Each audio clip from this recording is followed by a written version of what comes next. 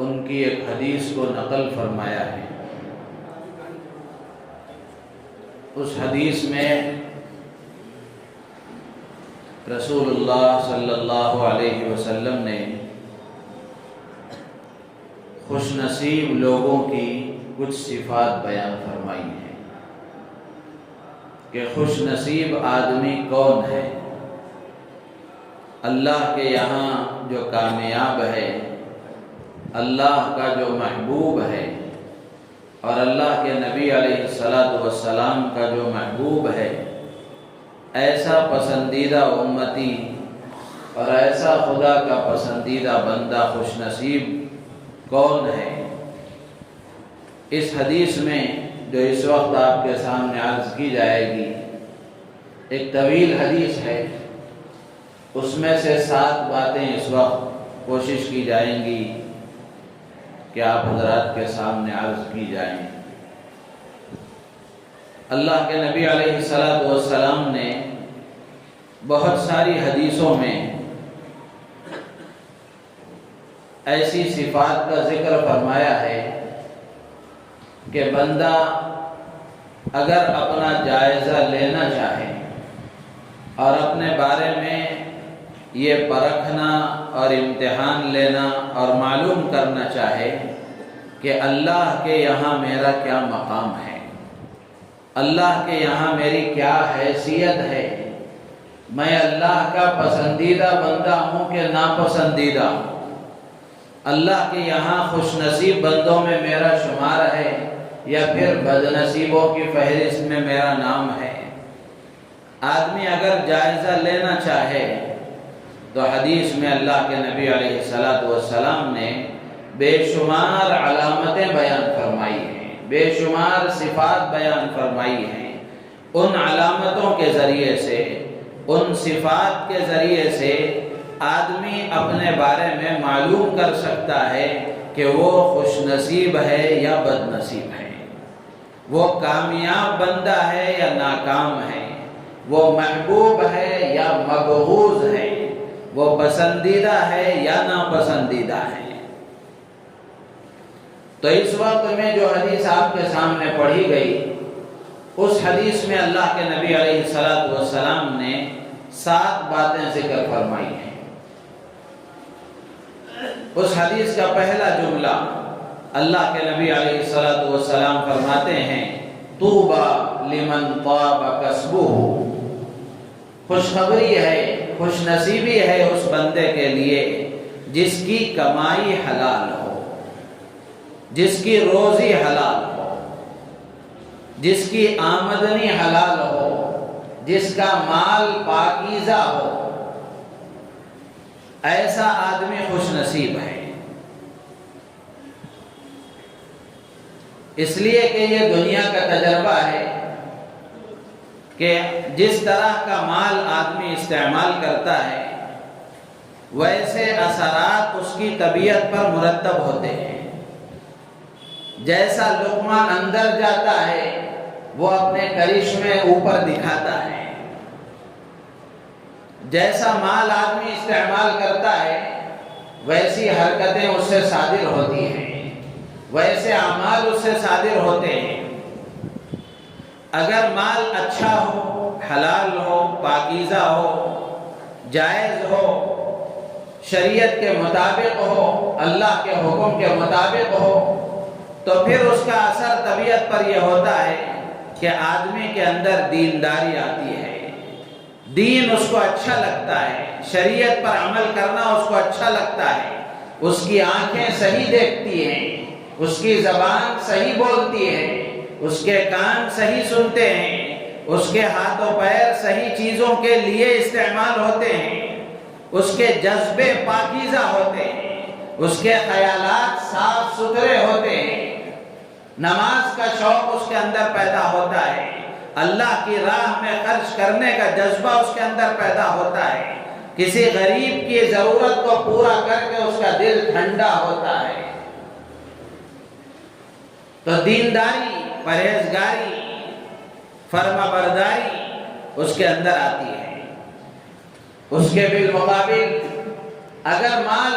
حرام ہو، ناجائز ہو، لوٹ گھسوٹ کر کمایا ہوا ہو، غصب کیا ہوا ہو، سود اور رشوت کے ذریعے سے حاصل کیا ہوا ہو، بہنوں کی وراثت کا حصہ مار کھایا ہوا ہو، ناجائز اور حرام ہو، تو اس کا اثر یہ ہوتا ہے کہ آدمی کی دینداری روز بروز گھٹتی جاتی ہے، اللہ کا حکم اسے اچھا نہیں لگتا، اللہ کے نبی کی سنتیں اسے اچھی نہیں لگتی، پھر اس کی آنکھیں، اس کی زبان، اس کے کان، اس کے ہاتھ و پیر، اس کے اعضاء جسم اللہ کے حکم کے مطابق نہیں چلتے، تو اس کے اندر سے اللہ کی نافرمانی ظاہر ہوتی ہے، اللہ اور اللہ کے رسول کی بغاوت ظاہر ہوتی ہے، وہ اللہ کے احکامات کو چھوڑ کر زندگی گزارنا پسند کرتا ہے، غیروں کے طریقے اس کو اچھے لگتے ہیں، کسی غریب کی ضرورت کو پورا کرنے کے لیے اس کے پاس 4 پیسے اس کے جیب سے نہیں نکلتے، بلکہ عیاشی میں، گناہوں میں، ناجائز خواہشات کے پورا کرنے میں وہ پانی کی طرح اپنا پیسہ بہاتا ہے۔ تو میرے عزیز و دوست و بزرگوں، اسی لیے اللہ کے نبی علیہ السلام نے فرمایا طوبی لمن طاب کسبہ،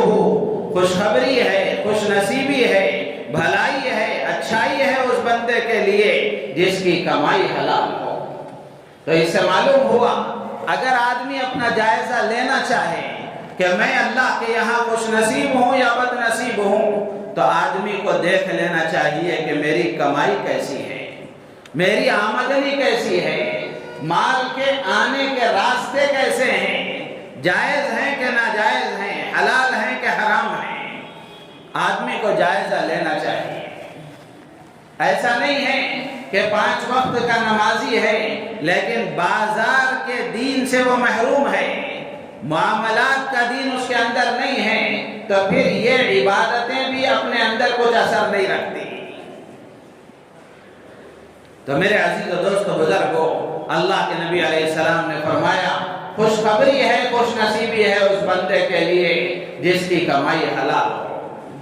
اور اللہ کے نبی علیہ السلام نے احادیث میں بے شمار جگہوں پر حلال کمانے والے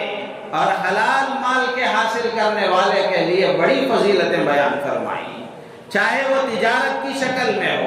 چاہے وہ ملازمت کی شکل میں ہو، چاہے وہ کھیتی باڑی کاشتکاری کی شکل میں ہو، کسی بھی شکل میں آدمی حلال مال حاصل کرتا ہے، اللہ کے یہاں اس کا ایک مقام ہے، اللہ کے نبی نے اس کی فضیلتیں بیان فرمائی۔ تجارت کی شکل میں مثال کے طور پر اگر کوئی اللہ کی عبادتوں کے اہتمام کے ساتھ مال کے جو حقوق ہیں ان حقوق کی ادائیگی کے ساتھ حلال طریقے سے اگر مال کماتا ہے، تجارت کرتا ہے، اللہ کے نبی علیہ السلام نے اس تاجر کا کتنا بلند مرتبہ بیان فرمایا، التاجر الصدوق الامین مع النبیین والصدیقین۔ اللہ کے نبی فرماتے ہیں سچا اور امانت دار تاجر قیامت کے دن نبیوں کے ساتھ اور صدیقین کے ساتھ ہوگا۔ یہ کوئی معمولی فضیلت تو نہیں ہے، کوئی آدمی محنت کر رہا ہے، مزدوری کر رہا ہے۔ اللہ کے نبی علیہ السلام نے فرمایا کہ حلال طریقے سے اگر کوئی آدمی مزدوری کرتا ہے، اپنے آپ کو تھکاتا ہے، جسم کو مشقت میں ڈالتا ہے، دن بھر تھک کر جب وہ رات میں آ کر سوتا ہے، اللہ کے نبی فرماتے ہیں اللہ تعالیٰ اس کے گناہوں کو معاف فرما دیتے ہیں۔ جن ہاتھوں سے وہ مشقت برداشت کرتا ہے، محنت کرتا ہے۔ ایک صحابی اللہ کے نبی کی خدمت میں حاضر ہوئے،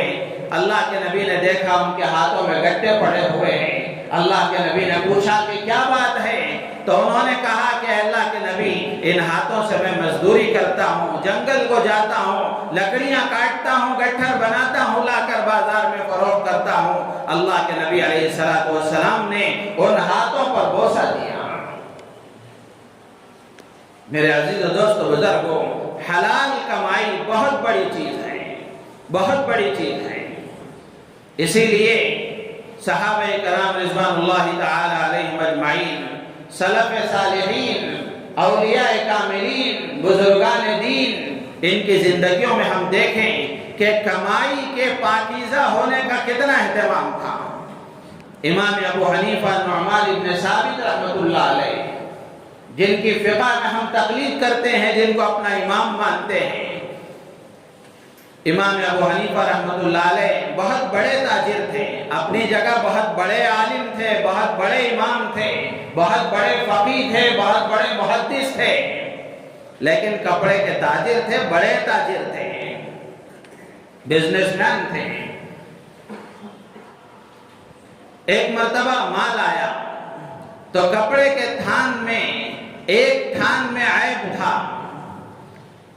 तो इमाम अबू हनीफा रहमतुल्लाह अलैह ने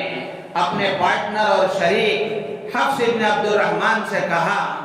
कि जब इस थान को बेचो तो गाहक को ये ऐब बताकर बेचना, गाहक को ऐब बताकर बेचना कि इसमें ये ऐब है, अब इस ऐब के साथ तुम जितने में लेना चाहो ले लो। लेकिन हफ्स इब्न अब्दुर्रहमान ने सारा माल बेच दिया, उन्होंने भी जानबूझकर नहीं किया, उनके जहन से बात निकल गई, पूरा माल बिक गया। बाद में इमाम अबू हनीफा रहमतुल्लाह अलैह को पता चला कि सारा माल बिक गया, लेकिन वो जो ऐबदार थान था, उस ऐबदार थान में जो ऐब था उसको गाहक को बताया नहीं गया। इमाम अबू हनीफा रहमतुल्लाह अलैह सख्त खफा हुए, नाराज हुए और अपने पार्टनर से पार्टनरशिप खत्म कर दी, हफ्स इब्न अब्दुर्रहमान से उससे पार्टनरशिप खत्म कर दी, और उस माल के जरिए से जो पैसा हासिल हुआ था तकरीबन 30,000 दिरहम थे, 30,000 दिरहम थे। दिरहम सोने का सिक्का होता है,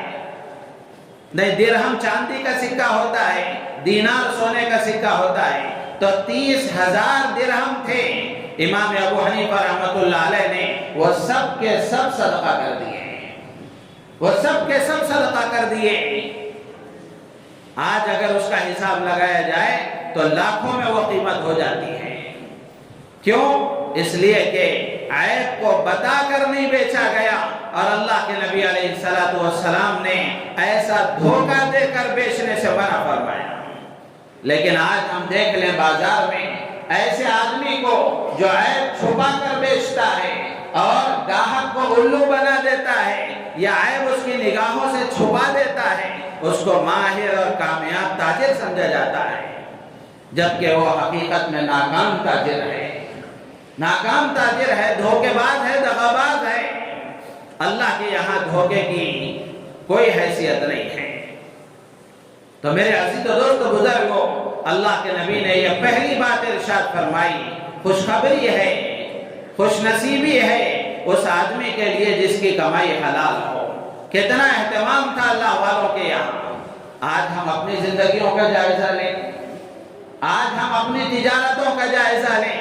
अपने कारोबार का जायजा लें कि क्या हलाल कमाई के हासिल करने का हमारे यहाँ इतना एहतमाम है। इसी तरह किताबों में लिखा है कि एक मर्तबा कूफा में बकरियां लूट ली गई, चोरी हो गई। इमाम अबू हनीफा रहमतुल्लाह अलैह को उसका इल्म हुआ कि बकरियां लूट ली गई, चोरी कर ली गई हैं। तो इमाम अबू हनीफा रहमतुल्लाह अलैह ने मालूम किया कि बकरी की उम्र कम से कम कितनी होती है, ज्यादा से ज्यादा उम्र बकरी की कितनी होती है। तो बताया गया कि 7 साल उम्र बकरी की होती है। कुर्बान जाए इमाम अबू हनीफा पर कि इमाम अबू हनीफा रहमतुल्लाह अलैह ने इस अंदेशे से कि कहीं बकरी का जो गोश्त मैं खरीदूं, कहीं उसी बकरी का गोश्त मेरे हाथ न लग जाए, 7 साल तक बकरी का गोश्त नहीं खाया। मेरे अजीज दोस्तों बुजुर्गों, इससे मालूम हुआ कि हलाल कमाई, हलाल रोजी, पाकीज़ा ग़िज़ा, इसकी बड़ी अहमियत है। अल्लाह ने नबियों से खिताब करके फरमाया, या अय्युहर रसूल कुलू मिनत-तय्यिबाति वअमलू सालिहा, कि पैगंबरों हलाल चीजें खाओ और नेक अमल करो। मुफस्सिरीन ने यहाँ लिखा है कि पाकीज़ा और हलाल चीजों के खाने के साथ नेक अमल का क्या दखल है। अल्लाह ताला 2 हुक्म दे रहे हैं کہ پاکیزہ چیزیں کھاؤ اور نیک اعمال کرو، دونوں میں کیا جوڑ ہے؟ تو مفسرین نے وہی بات لکھی جو میں نے پہلے آپ کے سامنے عرض کی کہ حلال غذا کا اثر نیک اعمال کا بجا لانا ہے، کہ حلال مال جب اندر جاتا ہے، حلال غذا جب پیٹ میں اترتی ہے تو نمازوں کا دھیان آتا ہے، اللہ کا ڈر خوف پیدا ہوتا ہے، اللہ کی محبت پیدا ہوتی ہے، اللہ کے نبی علیہ السلام کی سنتوں سے پیار اور محبت پیدا ہوتی ہے۔ ایمان والوں سے خطاب کر کے بھی اللہ نے فرمایا یا ایھا الذین آمنوا کلوا من طیبات ما رزقناکم واشکروا للہ ان کنتم ایاہ تعبدون، کہ ایمان والو جو روزی ہم نے تمہیں دی ہے ان میں سے جو پاکیزہ اور حلال چیزیں ہیں ان کو کھاؤ، واشکروا للہ، اللہ کا شکر ادا کرو۔ یہاں بھی مفسرین نے لکھا ہے کہ حلال مال جب آدمی کھاتا ہے، حلال غذا جب کھاتا ہے، اللہ کے شکر کی اس کو توفیق ہوتی ہے۔ تو میرے عزیز و دوست و بزرگوں، یہ پہلی بات ہے جو محدثین نے ذکر فرمائی۔ اللہ کے نبی علیہ السلام نے فرمایا طوبی لمن طاب کسبہ، خوش نصیبی ہے اس بندے کے لیے جس کی کمائی حلال ہو، جس کی روزی حلال ہو، جس کی آمدنی حلال ہو۔ یہاں ہم سب کے لیے پیغام ہے، ہم سب کے لیے عبرت کا مقام ہے، ہم سب کے لیے سبق اور نصیحت ہے کہ اگر ہم میں سے کوئی اس بات کا جائزہ لینا چاہے اور دیکھنا چاہے کہ میں خوش نصیب بندوں میں ہوں کہ بد نصیب بندوں میں ہوں، تو اس کو اپنے بارے میں دیکھنا چاہیے، اپنے کاروبار کو، اپنی ملازمت کو اور اپنی مزدوری کو، کاشتکاری کھیتی باڑی کو دیکھنا چاہیے کہ آمدنی کا ذریعہ حلال ہے کہ نہیں ہے۔ اگر آمدنی حلال ہے، روزی حلال ہے، تو پھر اللہ کے نبی علیہ السلام کے اس ارشاد کے مطابق آدمی خوش نصیبوں میں ہے، خوش نصیبوں میں ہے۔ طوبی لمن طاب کسبہ، خوش نصیبی ہے اس بندے کے لیے جس کی کمائی حلال ہو۔ میرے عزیز و دوست و بزرگوں، حرام مال کے بارے میں بارہا میں نے آپ کے سامنے یہ باتیں عرض کی ہیں کہ حرام مال اتنا منحوس ہے، اتنا منحوس ہے کہ اگر آدمی حرام مال سے صدقہ بھی کرتا ہے تو اللہ کے ہاں وہ قبول نہیں ہوتا، چاہے جائے کہ وہ اپنی ذات کے لیے خرچ کرے، اللہ کے نام پر دیتا ہے تو بھی اللہ اس کو قبول نہیں فرماتے ہیں۔ ایک روایت میں اللہ کے نبی علیہ السلام نے بیان فرمایا کہ حرام مال کتنا منحوس ہے اور کتنا نحوست والا ہے۔ اللہ کے نبی فرماتے ہیں کہ حرام مال آدمی اپنے لیے خرچ کرتا ہے، اس میں برکت نہیں ہوتی، اس میں برکت نہیں ہوتی۔ آپ نے دیکھا ہوگا کہ حرام کاروبار کرنے والے لاکھوں کا ٹرن اوور ہے، لیکن وہ پیسے صرف دیکھنے کے ہیں، یہاں سے آ رہے ہیں وہاں جا رہے ہیں، ان کی ذات کو اس کا کوئی نفع نہیں ہے، بلکہ یہ چوکیدار بنے ہوئے ہیں پیسے کے، وہ پہرے دار بنے ہوئے ہیں کہ وہاں سے لانا ہے اور یہاں سے وہاں بھیجنا ہے، اس کے علاوہ کوئی کام نہیں، نہ ان کی ذات کو نفع ہے، نہ ضرورت مند بندوں کو کوئی نفع ہے، نہ اللہ کے نام پر خرچ کرنے کا کوئی جذبہ ہے۔ اللہ کے نبی فرماتے ہیں کہ حرام مال اگر آدمی اپنے لیے استعمال کرتا ہے اس میں برکت نہیں ہوتی، حرام مال سے صدقہ کرتا ہے اللہ کے یہاں وہ قبول نہیں ہوتا۔ آگے اللہ کے نبی بیان فرماتے ہیں کہ حرام مال آدمی وراثت میں چھوڑ کر جاتا ہے تو یہ اس کے لیے جہنم کا ایندھن ہوتا ہے۔ زندگی بھر آدمی رات و دن یہ کر کے کمایا، بچوں کے لیے بلڈنگیں اس نے تیار کی، بینک بیلنس تیار کیا، جائیدادیں پراپرٹی بنائی، نہ حلال دیکھا نہ حرام دیکھا، بلکہ ہر چاہت در گھسی ڈام ہو یا کبیر، اس طرح اگر آدمی کھینچتا رہا، کماتا رہا، جماتا رہا، دنیا سے چلا گیا، اللہ کے نبی فرماتے ہیں یہ اس کے لیے جہنم کا ایندھن ہے۔ اس نے اپنے لیے جہنم کی آگ کا ایندھن تیار کر کے گیا ہے۔ اسی لیے بہت زیادہ اولاد کی فکر میں، بہت زیادہ دنیا کی راحتوں کی فکر میں آدمی حلال سے اوپر بڑھ کر حرام کی طرف نہ جائے، اس لیے کہ جو مقدر کی روزی ہے وہ اللہ دے کر رہیں گے، جو مقدر کی روزی ہے اس کو مل کر رہے گی۔ آدمی اگر اس کو حلال طریقے سے حاصل کرے گا، بھلے اس میں کچھ تھوڑی مشقت ہو، لیکن یہ اس کے لیے برکت کا سبب ہوگی۔ اگر حرام کی طرف جائے گا، دنیا میں بھی اس کے لیے وبال ہے، آخرت میں بھی اس کے لیے وبال ہے۔ اسی لیے حضرت سفیان ثوری رحمۃ اللہ علیہ فرمایا کرتے تھے، یہ قول بھی میں نے آپ کو بارہا سنایا ہے کہ حرام مال سے صدقہ کرنا ایسا ہے جیسے کسی کپڑے پر پاخانہ لگا ہوا ہو تو اس کو پیشاب سے دھونا۔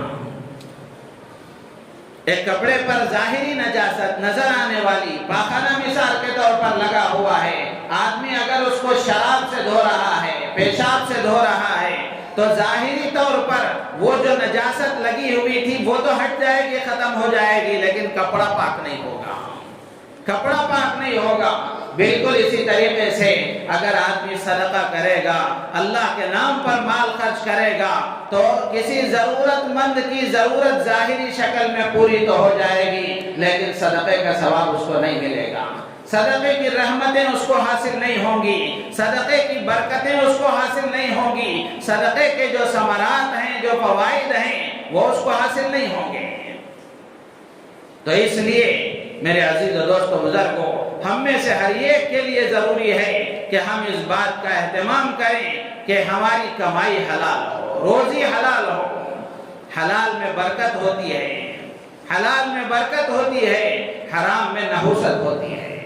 حرام میں نحوست ہوتی ہے۔ اسی لیے اللہ کے نبی نے فرمایا، طوبی لمن طاب کسبہ، خوش نصیبی ہے، خوشخبری ہے، بھلائی اور اچھائی ہے اس آدمی کے لیے جس کی کمائی حلال ہو۔ دوسری صفت اللہ کے نبی نے بیان فرمائی، وَصَلُحَتْ سَرِيرَتُهُ، اللہ کے نبی علیہ السلام فرماتے ہیں کہ خوش نصیبی ہے، خوشخبری ہے اس بندے کے لیے جس کی تنہائی کی زندگی، خفیہ زندگی پاکیزہ ہو، جس کی اندرونی زندگی خفیہ اور تنہائی والی زندگی پاکیزہ ہو۔ ظاہر میں تو سب صوفی نظر آتے ہیں، ظاہر میں تو ہر آدمی اپنے آپ کو دیندار دکھاتا ہے، اصل دینداری یہ ہے کہ آدمی کی تنہائی پاکیزہ ہو۔ اسی لیے بہت پہلے میں نے ایک ملفوظ حضرت مولانا یوسف صاحب رحمۃ اللہ علیہ کا سنا تھا کہ حضرت جی مولانا یوسف صاحب رحمۃ اللہ علیہ فرمایا کرتے تھے، جس کی تنہائیاں پاک نہیں ہوتی اس کے مجمع بھی پاک نہیں ہوتے، جس کی اندرونی زندگی پاکیزہ نہیں ہوتی، بیرونی زندگی میں بھی اگرچہ وہ اپنے آپ کو بہت بڑا پاک پوتر صوفی باصفا بتاتا ہو، لیکن ایک نہ ایک دن اللہ تعالیٰ اس کو ظاہر کر کے رہیں گے۔ قرآن میں اللہ نے فرمایا، واللہ مخرج ما کنتم تکتمون، جو تم چھپاتے ہو اللہ اس کو ظاہر کر کے رہے گا۔ اسی لیے کہتے ہیں کہ 40 دن کا چور ایک نہ ایک دن پکڑا جاتا ہے۔ تو اللہ کے نبی فرماتے ہیں، وَصَلُحَتْ سَرِيرَتُهُ، جس کی تنہائی والی زندگی پاکیزہ ہو۔ تنہائیوں کا پاک ہونا ضروری ہے۔ ایسا نہیں کہ آدمی یہ کہہ لے کہ ظاہر تو میرا اچھا ہے، لوگوں میں تو میرا نام ہے، لیکن میری اندرونی زندگی کو کون دیکھ رہا ہے؟ آدمی لوگوں کے ڈر سے، اس خیال سے کہ لوگ کیا کہیں گے، لوگوں میں کیا بات ہوگی، لوگوں میں کیا چرچا ہوگا، اس خیال سے لوگوں کے سامنے تو گناہوں سے بچتا ہے، اللہ کی نافرمانی سے بچتا ہے، لیکن جیسے ہی وہ تنہائی میں آتا ہے تو اس خیال سے کہ یہاں کون دیکھ رہا ہے، یہ زندگی میری کس کے سامنے ہے، اس خیال سے وہاں گناہ کر بیٹھتا ہے۔ اللہ کے نبی علیہ السلام فرماتے ہیں کہ آدمی کی تنہائی والی زندگی بھی پاکیزہ ہونا ضروری ہے، اس لیے کہ یہاں کوئی نہ دیکھے اللہ تو دیکھ رہا ہے، کوئی نہ دیکھے اللہ تو دیکھ رہا ہے۔ یہ خیال جب آدمی کے اندر آ جاتا ہے کہ اللہ مجھے دیکھ رہا ہے، تو پھر اس کے لیے ہر حال میں گناہوں سے بچنا آسان ہو جاتا ہے۔ تو آدمی اگر اپنا جائزہ لینا چاہے، اپنے بارے میں معلوم کرنا چاہے کہ اللہ کے یہاں میرا کیا مقام ہے، میں خوش نصیب بندوں میں ہوں یا بد نصیب بندوں میں ہوں، تو آدمی کو اپنی تنہائی کا جائزہ لینا چاہیے۔ کہ میری تنہائی کیسی ہے، میری انفرادی زندگی کیسی ہے، بند کمرے میں جیسا ہوں اللہ کے یہاں وہی میرا مقام ہے، تنہائی میری جیسی ہے وہی اللہ کے یہاں میرا مقام ہے۔ تو اللہ کے نبی نے فرمایا کہ وَصَلُحَتْ سَرِيرَتُهُ، کہ اس کی تنہائی والی زندگی پاکیزہ ہو، تنہائی والی زندگی پاکیزہ ہو۔ تیسری صفت اللہ کے نبی فرماتے ہیں وَكَرُمَتْ عَلَانِيَتُهُ، اس کی ظاہری زندگی بھی باعزت ہو، اچھی ہو۔ ایسا نہیں کہ آدمی تنہائی میں تو بہت پارسا اور تنہائی میں تو بڑا عبادت گزار ہے، لیکن ظاہری شکل و صورت اور ظاہری زندگی اس کی صحیح نہیں ہے، تو یہ بھی اللہ کے ہاں مطلوب نہیں ہے۔ جیسے بہت سارے لوگ کہہ دیتے ہیں کہ ہمارا دل پاک و صاف ہے، عبادتوں کا بھی اہتمام ہے، لباس اگر غیروں جیسا ہوا تو کیا ہوا؟ ایسا نہیں ہے، اس لیے کہ ظاہری حلیے کا بھی آدمی کی زندگی پر بڑا گہرا اثر پڑتا ہے۔ جیسے تنہائی کی زندگی، خفیہ اور پوشیدہ زندگی، اندرونی زندگی آدمی کی اچھی ہونا ضروری ہے، اسی طرح ظاہری زندگی بھی صحیح ہونا ضروری ہے۔ اس کا لباس بھی دینداروں جیسا ہو، چہرہ بھی سنت کے مطابق ہو، سر بھی سنت کے مطابق ہو، سر پر ٹوپی ہو یا پگڑی ہو، اس لیے کہ سر کھلا رکھنا اللہ کے نبی کا، یہ اللہ کے نبی کا شیوا نہیں تھا۔ اللہ کے نبی کی پوری زندگی ہم پڑھ جائیں، اللہ کے نبی علیہ السلام نے سوائے حج کے موقع پر اور نماز استسقاء کے علاوہ آپ نے کبھی سر کھلا نہیں رکھا۔ بدنصیبی ہے ان لوگوں کی جن کو نماز میں بھی ٹوپی کی توفیق نہیں ہوتی، جبکہ اللہ نے قرآن میں فرمایا خُذُوا زِینَتَکُمْ عِنْدَ کُلِّ مسجد، کہ جب تم مسجد کو آؤ نماز پڑھو، عبادت کے وقت میں زینت اختیار کرو، زینت اختیار کرو، اپنے آپ کو سجا کر آؤ، لباس اچھا ہو، چہرہ اچھا ہو، ظاہری صفائی بھی ہو، باطنی صفائی بھی ہو۔